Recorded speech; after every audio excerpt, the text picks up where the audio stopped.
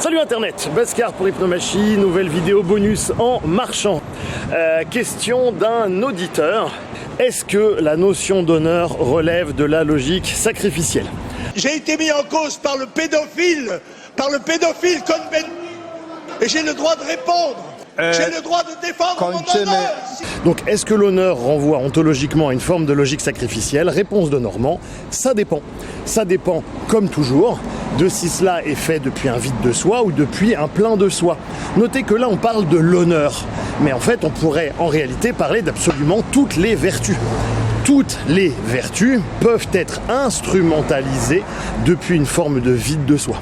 Cela va dépendre en fait dans ce cas précis de où est-ce que tu places ton honneur. Certaines personnes s'enorgueillissent de pouvoir faire 40 tractions, d'autres de faire les meilleurs sushis au saumon de toute la ville, d'autres d'avoir une bonne morale chrétienne ou d'avoir réussi à obtenir le diplôme de médecine ou d'avoir réussi le concours du barreau alors qu'ils étaient plus ou moins handicapés. Cette définition de l'honneur à laquelle tu te réfères, est-ce la tienne ou est-ce que tu es dans le système hypnotique de représentation, dans le narratif de quelqu'un d'autre? Est-ce que c'est quelqu'un d'autre qui t'a enseigné, qui a déterminé pour toi ce qui était honorable et ce qui ne l'est pas? Si c'est le cas, il y a fort à parier que cela provienne donc d'un vide de toi. Et je t'invite à te poser dans ton plein, ce qui demande déjà de réussir à avoir trouvé le chemin. Et cela constitue déjà pour beaucoup une sacrée initiation. Et depuis cet espace, de réexaminer par toi-même qu'est-ce que tu considères comme honorable, comme non honorable. Autrement dit, à quel jeu tu as envie de jouer. Et ma foi, une fois que tu as choisi à quoi tu as envie de jouer, quelle est la définition de l'honneur qui fait sens pour toi et uniquement pour toi, enfin, je ne dis pas que d'autres personnes ne peuvent pas te rejoindre, mais ça, à la limite, ça ne te regarde pas. Et bien, à partir de là, il n'y a plus qu'à jouer. Mais cette question, en fait, soulève en filigrane l'infinie difficulté à saisir réellement qu'est-ce que c'est que la logique sacrificielle. J'ai beau vous avoir proposé des centaines d'heures de vidéos gratuites sur la chaîne, régulièrement, dans les commentaires, je trouve un certain nombre de gens, essentiellement des jeunes gens, mais pas que, qui manifestent une forme d'incompréhension de ce que c'est que la logique sacrificielle. Et tout comme il y a un seuil de quotient intellectuel minimum pour prétendre à comprendre ce que c'est que ne serait-ce qu'une logique hypothético-déductive, j'ai toujours pensé que c'était l'esprit, la meilleure arme. Eh bien, je fais l'hypothèse qu'il y aurait également un seuil de quotient intellectuel minimum pour appréhender et être en capacité de comprendre ce que c'est que la logique non sacrificielle. Sinon, depuis plus de 2000 ans que celle-ci ait été révélée aux hommes, a priori, plus de gens seraient déjà au courant. Mais qu'est-ce que vous voulez? Ce qui est le réel, et le réel, c'est comme ça. Voilà. Pour ceux qui s'étonneraient de mes lunettes un petit peu étranges, bon, vous savez que j'aime bien jouer avec les lunettes, mais là, c'est voilà, j'ai un petit orgelet à l'œil, donc ça n'est pas très joli. Il faut que je me protège. Voilà, je me protège mes yeux comme je peux.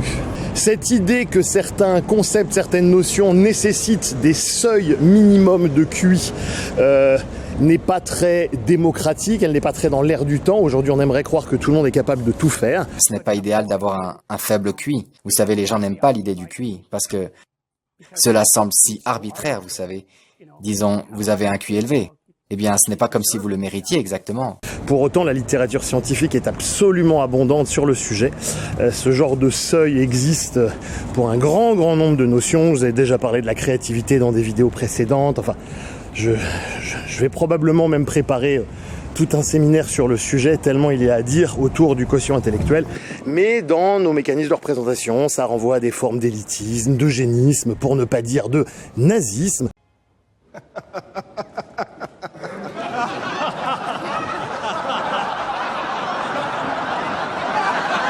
Or, il n'en est rien et on peut penser la chose sans forcément se rattacher à ces courants d'idées, et heureusement.